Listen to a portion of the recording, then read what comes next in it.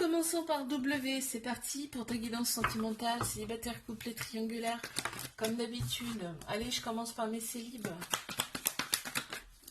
Ok. C'est plutôt intéressant là, ce qu'on a, hein. Ouais, très intéressant même. Waouh. On me parle d'une âme sœur de ta moitié qui arrive vers toi. C'est plutôt génial. On te dit, et en plus on te valide la relation parce qu'elle va durer dans le temps, tu vois. Relation stable qui va durer dans le temps. On me dit que voilà, la stabilité va être retrouvée. En fait, cette relation, elle va t'élever à un niveau supérieur. Mais pas seulement toi, l'autre personne également. Très bien. L'autre personne va peut-être prendre les devants là. Et en fait, c'est quelqu'un qui donne, hein, qui donne beaucoup, hein, qui donne de sa personne. On a le chiffre 13 qui ressort. On a le signe de la balance et on a aussi le signe de feu, l'élément feu. Les couples.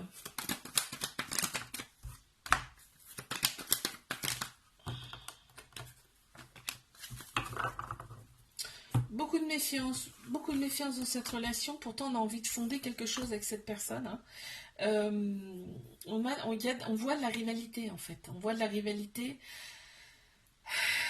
peut-être féminine dans l'histoire, mais il y a la polarité féminine qui ressort. Donc c'est tout le côté sagesse, intuition, émotion. Donc je pense que là, il faut revenir un petit peu à sa sagesse intérieure dans cette relation. Il faut écouter beaucoup plus son côté féminin.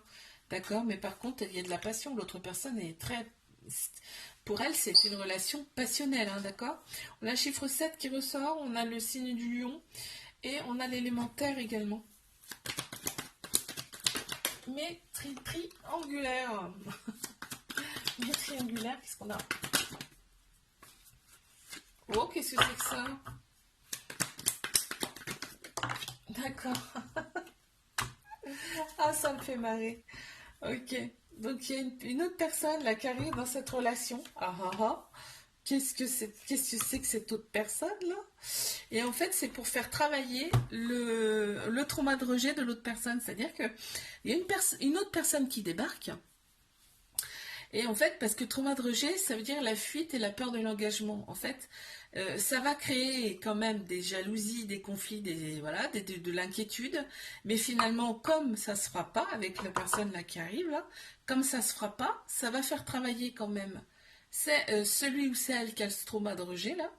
En fait, on est obligé de retravailler ces choses pour les guérir. Tu comprends? Donc, s'il y a un trauma de rejet, tu es obligé de le travailler pour le guérir. Tu vois, tu es obligé de passer par des épreuves pour le guérir. Et ça, c'en est une épreuve. Mais de toute façon, tu